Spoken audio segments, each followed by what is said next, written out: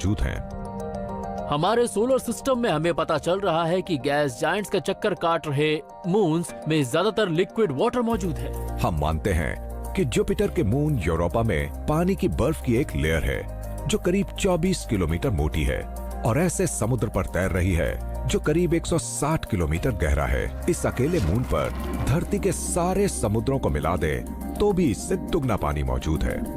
Europa हमारे solar system का water world है, ना कि हमारी पृथ्वी। तो अगर कोई एलियन पानी की तलाश कर रहा होगा तो वो धरती जैसे बड़े प्लैनेट पर नहीं आएगा जहां वो अपना विशाल स्ट्रॉ डालकर पानी ले ले। वो तो आउटर सोलर सिस्टम जाएगा और पानी लेगा आइसी मून से। कोई एलियन रेस धरती के बहुत ही ताकतवर ग्रेविटेशनल पुल पर मेहनत क्यों करेगी अगर वो यूरोपा से पानी निकाल सकती है? वहां ग्रेविटी हमसे 10 गुना कमजोर है। अब देखें कि हमारे पास दूसरे कौन से रिसोर्सेस हैं। शायद एलियंस धरती की क्रस्ट पर आ सकते हैं यहां पर मौजूद मेटल्स लेने के लिए, यानी आयरन या टाइटेनियम या प्लैटिनम। शायद एलियंस इनका वही इस्तेमाल करते होंगे जो हम करते हैं, यानी स्पेसशिप्स बनाने के लिए या अपनी टेक्नोलॉजी बनाने में। ऐसे मटेरियल किसी भी एलियन सिविलाइजेशन के लिए काम के हो सकते हैं जिसे मिनरल रिसोर्सेज की जरूरत हो। दिक्कत यह है कि हमारे ज्यादातर मेटल्स तो सतह के नीचे काफी गहराई में छिपे हैं। जब हमारी पृथ्वी बनी तो इसका ज्यादातर आयरन कोर में जाकर दब गया और वो अपने साथ बहुत सारे दूसरे मेटल्स भी ले गया, और इसलिए धरती से माइन करके इन्हें निकालना बहुत मुश्किल है। किसी एलियन रेस के लिए यह ज्यादा अच्छा रहेगा कि वो एस्ट्रॉइड बेल्ट में आसानी से मिलने वाले मिनरल्स की तलाश करे। एस्ट्रॉइड बेल्ट में एक एस्ट्रॉइड है जिसका नाम है साइकी। बिल्कुल पृथ्वी के कोर की तरह ये प्योर आयरन निकल से बना है। साइकी में करीब 240 किलोमीटर लंबी आयरन निकल की पट्टी है। जाहिर है कि ईटी इसके लिए भी हमारे पास नहीं आने वाले। मुझे नहीं लगता कि कोई वजह है जिससे एलियंस धरती पर आएंगे। ये सारी चीजें कहीं बाहर भी आसानी से मिल जाएंगी। इसलिए फर्स्ट कांटेक्ट की पॉसिबिलिटी बहुत ही मुश्किल सी लग रही है। यूनिवर्स इसमें विशाल अड़चने बना रहा है और वो हमें किसी इंटेलिजेंट एलियन रेस से कम्युनिकेशन करने से रोक रहा है। हो सकता है कि उन्हें हमसे कांटेक्ट करने में जरा भी दिलचस्पी ना हो। क्या ये मुमकिन है कि कहीं कोई एलियन सिग्नल्स आए हो, हमने डिटेक्ट किए हो और हमें इसका एहसास भी ना हो? साइंटिस्ट्स ने एक पावरफुल कॉस्मिक सिग्नल का पता लगाया है जो उन्हें समझ में नहीं आया। क्या ये फर्स्ट कांटेक्ट हो सकता है?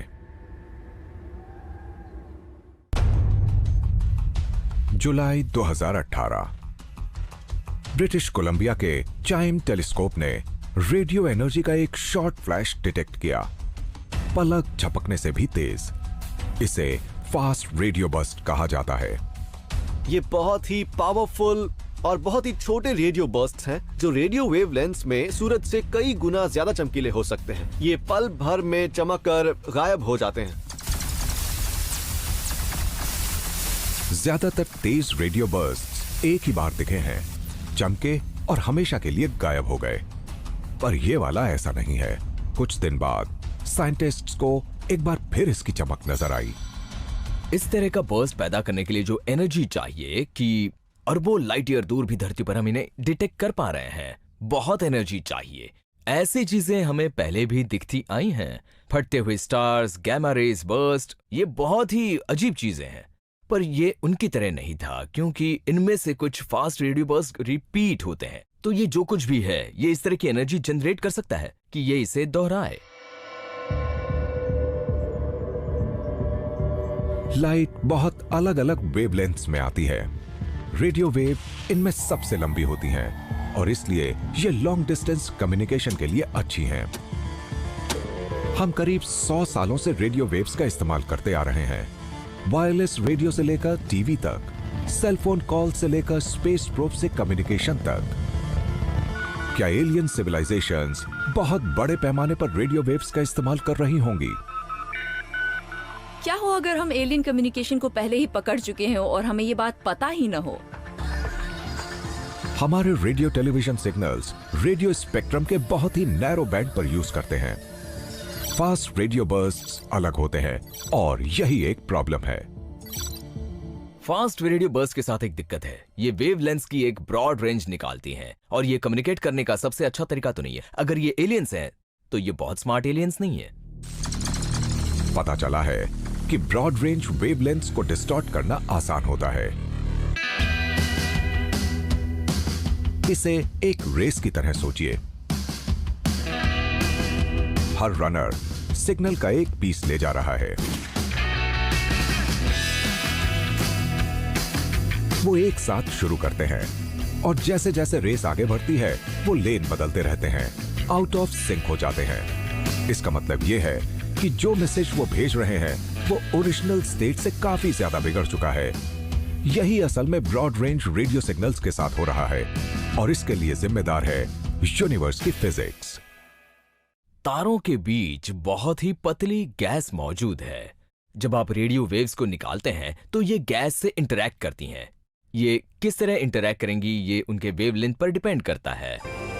अगर आप ब्रॉड रेंज वाली वेवलेंथ्स का इस्तेमाल इंटरस्टेलर स्पेस में सिग्नल भेजने के लिए करते हैं तो जब तक उसे कोई रिसीव करता है तो ये थोड़ी सी डिस्टॉर्टेड और अजीब सी हो जाती है।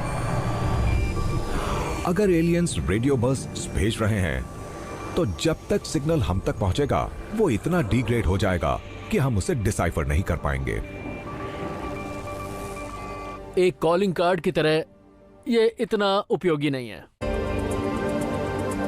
एस्ट्रोनॉमर्स ने इन फास्ट रेडियो बर्स्ट्स के ओरिजिन को समझने के लिए एक अजीब से नेचुरल फिनोमिना का रुख किया है। यह है एक विशाल तारे के सुपरनोवा एक्सप्लोजन में मरने के बाद का बचा हुआ हिस्सा। इन खंडरों को न्यूट्रॉन स्टार कहा जाता है। इनका वजन मोटे तौर पर सूरज के मास जितना होता है और साइज एक सिटी के बराबर। ये तब बनते हैं जब एक मैसिव स्टार तबाह हो जाता है और अक्सर एक न्यूट्रॉन स्टार घूमता रह जाता है। इसकी अपनी मैग्नेटिक फील्ड्स होती हैं और ये रेडिएशन बीम प्रोड्यूस करता है। फास्ट रेडियो बर्स्ट की एनर्जी पैदा करने के लिए इन न्यूट्रॉन स्टार्स को एकदम छोटे होना चाहिए जो स्टेलर टेंट्रम्स फेंक रहे हैं। जब न्यूट्रॉन स्टार पैदा होते हैं तो बहुत पावरफुल एमिशन छोड़ते हैं। शायद हम ऐसे नए पैदा हुए न्यूट्रॉन स्टार्स को देख रहे हैं जो कुछ डेकेड्स पुराने ही हैं और अपनी जवानी में वो इतने चमकदार थे कि यूनिवर्स के पार हम उन्हें देख सकते थे। क्या ये रहस्यमय बर्स्ट्स सचमुच एलियंस हैं जो हमसे हेलो कर रहे हैं या ये सिर्फ एक नेचुरल फिनोमिना है जो एक फर्स्ट कांटेक्ट नहीं है? मैं बहुत संभल कर स्टेटमेंट दूंगा। मैं किसी साइफाई एलियंस या कहानी के एलियंस की बात नहीं कर रहा हूँ, हकीकत की बात करता हूँ। सबसे पहले बाकी चीजों पर बात करते हैं क्योंकि यूनिवर्स अजीब सी चीजों से भरा हुआ है। चलिए देखते हैं कि वो कौन सी है। अगर हम इन चीजों को एलिमिनेट करते चले जाएं और क्या सिर्फ एलियंस बचे रहेंगे, तो चलो इनकी बात करते हैं। अगर सचमुच एक्स्ट्रा टेरेस्ट्रियल स्पीशीज मौजूद हैं, तो यूनिवर्स उनसे कांटेक्ट करना बहुत मुश्किल बना रहा है। पर तमाम दिक्कतों के बावजूद अभी भी उम्मीद बची है। कभी हमने सोचा था कि अकेले मिल्की वे में 10,000 इंटेलिजेंट सिविलाइजेशंस मौजूद हैं। अब हम जानते हैं कि हमारा कॉस्मॉस ऐसे प्लैनेट्स से भरा पड़ा है जिनकी खोज की जानी बाकी है। हमारी टेक्नोलॉजी लगातार बेहतर बन रही है, खोज का दायरा बढ़ रहा है। सच ये है कि फर्स्ट कांटेक्ट के मामले में हमने पहला कदम बस बढ़ाया ही है। मुझे अच्छा लगेगा अगर किसी सुबह किसी तरह का इंटरस्टेलर ट्वीट धरती की तरफ भेजा जाए और तब हमें यह एहसास होगा कि हम कॉस्मॉस में अकेले नहीं हैं। मैं तो जश्न मनाने के लिए रेडी हूँ। मैंने शैंपेन मंगवाया है। जैसे ही ये खबर आएगी हम पार्टी शुरू कर देंगे। साइंटिस्ट को सच में उम्मीद है कि एक दिन हमें एक्स्ट्रा टेरेस्ट्रियल लाइफ का सबूत मिल जाएगा। हमारे पास ऑब्जर्वेटोरीज और सैटेलाइट्स हैं जिनकी नजर आसमान पर है सारा दिन सारी रात रोजाना। एलियन लाइफ की खोज एक तरह से हैरत में डालने वाली तो बिल्कुल भी नहीं होगी, पर फिर भी मानव इतिहास की सबसे बड़ी खोज होगी। हालांकि यूनिवर्स में लाइफ बहुत ही रेयर है, फिर भी यूनिवर्स इतना विशाल है कि वहाँ अनगिनत एलियन सिविलाइजेशन हो सकती हैं।